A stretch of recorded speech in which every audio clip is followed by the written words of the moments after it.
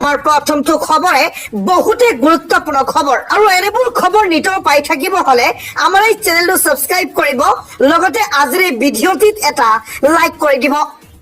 হয়, মুখ্যমন্ত্ৰী হিমন্ত বিশ্ব শৰ্মাৰ মন্তব্য, নামনি আৰু মধ্য অসম আমি বচাব নোৱাৰিলো। উজনি আৰু উত্তৰ অসম বচাব লাগিব, মুখ্যমন্ত্ৰী হিমন্ত বিশ্ব শৰ্মাৰ এই ডাঙৰ মন্তব্য। ইয়াৰ লগতে মুখ্যমন্ত্ৰী হিমন্ত বিশ্ব শৰ্মাই আৰু কেইবাটাও গুৰুত্বপূৰ্ণ মন্তব্য কৰা দেখা যায়। ভিডিঅ'টি অলপ স্কিপ নকৰাকে শেষলৈকে চাই থাকিব। নামনি আৰু মধ্য অসম আমি বচাব নোৱাৰিলো, উজনি আৰু উত্তৰ অসম আমি বচাব লাগিব। সন্দেহজনক নাগৰিকৰ টাৰ্গেট এবাৰ উজনি আৰু উত্তৰ অসম। নামনি আৰু মধ্য অসমৰ দৰে উত্তৰ অসমখনো যাতে শেষ হৈ নাযায়, তাৰ বাবে আমি চেষ্টা কৰিছো। যি ঠাইৰ পৰা উচ্ছেদিত হৈছে তেওঁলোকৰ নাম ভোটাৰ তালিকাত নাথাকে।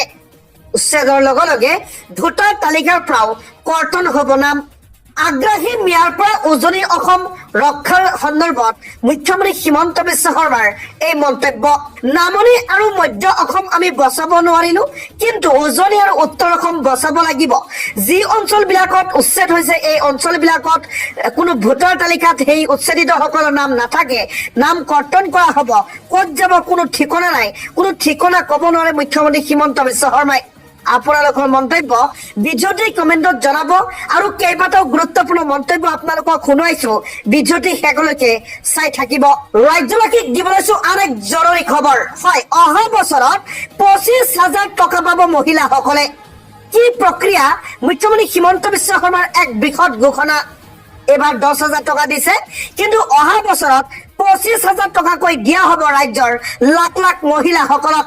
মুখ্যমন্ত্ৰী হিমন্ত বিশ্ব শৰ্মাৰ এই ডাঙৰ মন্তব্য জনাইছো। সবিশেষ ভিডিঅ'টি শেষলৈকে চাব। অহা বছৰত মহিলাসকলে পাব 25,000 টকাকৈ। আজি 10,000 টকা দিছো, মই কথা ৰাখিছো। 25,000 টকা মহিলাক প্ৰদান কৰা হ'ব। 12,500 টকা বেংকে দিব, লগতে 12,500 টকা দিব চৰকাৰে।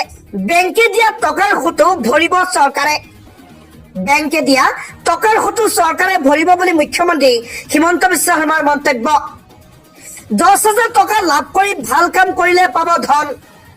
মহিলা উদ্যমিতা আঁচনিক লৈ মুখ্যমন্ত্ৰী হিমন্ত বিশ্ব শৰ্মাৰ ডাঙৰ খবৰ। মুখ্যমন্ত্ৰী হিমন্ত বিশ্ব শৰ্মাৰ ডাঙৰ ঘোষণা। অহা বছৰত মহিলাসকলে 10,000ৰ পৰিৱৰ্তে 25,000কৈ টকা লাভ কৰিব। অসমত প্ৰৱেশ কৰিবলৈ দিয়া নহ'ব মাদানীক। হিমন্ত বিশ্ব শৰ্মাৰ ওচৰত ক্ষমা খুজিব লাগিব মাদানীয়ে। হয়, মাদানীৰ বিৰুদ্ধে সৰব হৈ উঠিছে এতিয়া ছাত্ৰ সংগঠন। ৰাজ্যৰ বিভিন্ন প্ৰান্তৰ দল সংগঠনসমূহে মাদানীৰ বিৰুদ্ধে কৰিছে আন্দোলন। কোনো পধ্যে মাদানীক অসমত প্ৰৱেশ কৰিবলৈ দিয়া নহ'ব। অসমৰ পৰা যাব লাগিব মাদানীয়ে। মাদানীয়ে যদি অসমত প্ৰৱেশ কৰিব বিচাৰে, ক্ষমা খুজিব লাগিব মুখ্যমন্ত্ৰী হিমন্ত বিশ্ব শৰ্মাৰ ওচৰত। হয়, ৰাজ্যৰ বিভিন্ন প্ৰান্তৰ আন্দোলন আপোনালোকৰ মাজত এটা এটাকৈ দেখুৱাইছো। অসমলৈ আহিলেই খেদা হ'ব মাদানীক। উচ্ছেদ বন্ধ কৰিবলৈ মাদানী কোন? যদি দম আছে উচ্ছেদ বন্ধ কৰি দেখুৱাওক মাদানীয়ে। মুখ্যমন্ত্ৰীৰ ওচৰত ক্ষমা খুজিব লাগিব মাদানীয়ে। মুখ্যমন্ত্ৰীক কৰা অপমান সহ্য কৰা নহ'ব। বাংলাদেশী পাকিস্তানী ৰক্ষক হৈছে মাদানী। অসমত প্ৰৱেশ কৰিবলৈ দিয়া নহ'ব মাদানীক। অসমলৈ আহিলে ভয়ংকৰ পৰিস্থিতি হ'ব। ৰাজ্যজুৰি মাদানীৰ বিৰুদ্ধে প্ৰতিবাদ।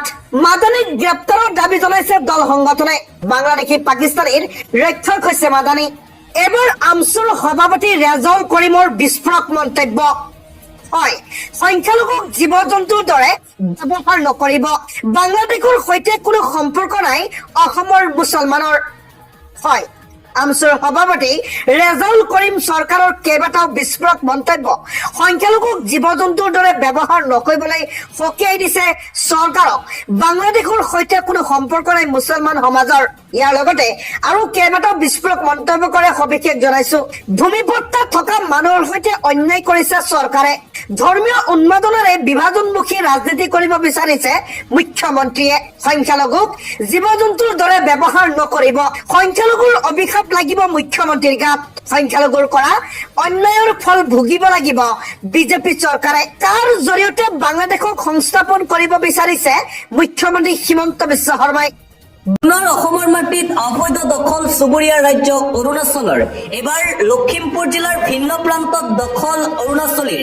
ইয়াক লৈ লখিমপুৰ অৰুণাচল সীমান্তত সৃষ্টি হ'ল উত্তপ্ত পৰিস্থিতি। যোৱাকালি উত্তপ্ত পৰিস্থিতিৰ সৃষ্টি হয় লখিমপুৰ আৰু অৰুণাচল সীমান্তত। আৰক্ষী আৰু বন বিভাগৰ উপস্থিতিত উচ্ছেদ কৰা হ'ল বহু অৰুণাচলীক। আৰু নগাৰ পিছত এইবাৰ অৰুণাচলীৰ এই আগ্ৰাসন দেখিবলৈ পোৱা গৈছে অসমৰ ভূমিত। অন্য এটা খবৰ, মুখ্যমন্ত্ৰী ডক্টৰ হিমন্ত বিশ্ব শৰ্মালৈ সনাতন সূৰ্য বঁটা। কুটুম্বৰ সুৰক্ষা পৰিষদে অহা ৭ ছেপ্টেম্বৰ তাৰিখে বটদ্ৰৱাত সূত্ৰধাৰ ২০২৫ শীৰ্ষক অনুষ্ঠানত প্ৰদান কৰিব এই বঁটা মুখ্যমন্ত্ৰী হিমন্ত বিশ্ব শৰ্মাক। এই ঘোষণা কৰিছে সত্যৰঞ্জন বৰাই। আন এটা গুৰুত্বপূৰ্ণ খবৰ, অসমৰ মুখ্যমন্ত্ৰীৰ পদত্যাগ দাবী কৰিব নোৱাৰে জমিয়ত উলেমা ই হিন্দে। অসমৰ আভ্যন্তৰীণ বিষয়ত জমিয়ত উলেমা ই হিন্দে মাত মতা উচিত নহয়। জমিয়ত উলেমা ই হিন্দৰ বক্তব্য হিন্দু মুছলমানৰ মাজত বিভাজন অনাৰ চেষ্টা। আৰু এইবাৰ জমিয়ত উলেমা ই হিন্দই কৰা মন্তব্যৰ পিছতে প্ৰতিক্ৰিয়া প্ৰকাশ কৰিছে বিধায়ক অখিল গগৈয়ে। অসমৰ যিকোনো ধৰণৰ সমস্যাক লৈ মাত মতাৰ অধিকাৰ নাই জমিয়ত উলেমা ই হিন্দৰ। আৰু আনপিনে মাদানী বিতৰ্ক চলি থকাৰ মাজতে বীৰ লাচিত সেনাই এইবাৰ সৰব হৈ পৰিছে জমিয়ত উলেমা ই হিন্দৰ বিৰুদ্ধে। মাদানীকো সকিয়নি বীৰ লাচিত সেনাৰ। মৌলানা আৰছাদ মাদানীৰ বক্তব্য কেৱল বাংলাদেশতহে প্ৰযোজ্য হ'ব। মাদানীয়ে অসমতো বাংলাদেশৰ দৰে পৰিৱেশ সৃষ্টি কৰিব বিচাৰিছে। বাঘ হাজৰিকা এটা জনশ্ৰুতি শব্দ, মুখেৰে বাগৰি অহা এটা সাধু কথা। শৰাইঘাটৰ যুদ্ধত কোনো বুৰঞ্জীত বাঘ হাজৰিকাৰ সহায়ৰ কথা লিপিবদ্ধ নাই। মৌলানা আৰছাদ মাদানীৰ বক্তব্যৰ বিৰুদ্ধে গৰজি উঠিল বীৰ লাচিত সেনা। এইখন বাংলাদেশ নহয়, এইখন খিলঞ্জীয়া লোকৰ বৰ অসম হয়। অসমত বাংলাদেশৰ দৰে ৰক্তাক্ত পৰিৱেশ গঢ়িব নোৱাৰে মাদানীয়ে। এনে পৰিৱেশ সৃষ্টি কৰিব বিচৰাসকলক ৰাজপথত দৌৰাই দৌৰাই ধৰা হ'ব। মুখ্যমন্ত্ৰীৰ বিৰুদ্ধে মাদানীয়ে কৰা মন্তব্যৰ বিৰুদ্ধে সৰব হৈ পৰিছে বীৰ লাচিত সেনা।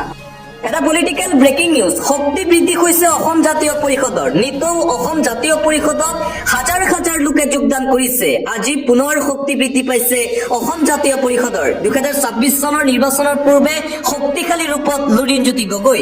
মিৰ্জাত বিজেপি অগপ কংগ্ৰেছ দলত খহনীয়া দেখিবলৈ পোৱা গৈছে। বিজেপি কংগ্ৰেছ এৰি লুৰিণজ্যোতি গগৈ নেতৃত্বাধীন অজাপলৈ শ শ মহিলা। লুৰিণজ্যোতি গগৈৰ উপস্থিতিত অজাপৰ বৃহৎ যোগদান কাৰ্যসূচী দেখিবলৈ পোৱা গৈছে। যোগদান সভাতেই বিজেপি চৰকাৰখনক কঠোৰ ভাষাৰে সমালোচনা লুৰিণজ্যোতি গগৈৰ। চামুচেৰে দি বেলচাৰে নিছে ভাৰতীয় জনতা পাৰ্টীয়ে জনতাৰ পৰা। ঋণ লৈ লৈ অসমখনক শ্ৰীলংকাৰ নিচিনা কৰিব বিচাৰিছে হিমন্ত বিশ্ব শৰ্মাই। নাগৰিকক নিৰাপত্তা দিয়াত ব্যৰ্থ হোৱা মুখ্যমন্ত্ৰীয়ে অসমীয়াৰ হাতত বন্দুক তুলি দিছে। নিৰ্বাচনত জয়ী হ'বলৈ কেৱল মাথো হিন্দু মুছলমানৰ ৰাজনীতি কৰিছে মুখ্যমন্ত্ৰী হিমন্ত বিশ্ব শৰ্মাই। মুখ্যমন্ত্ৰীৰ বিৰুদ্ধে পুনৰবাৰ সৰব লুৰিণজ্যোতি গগৈ।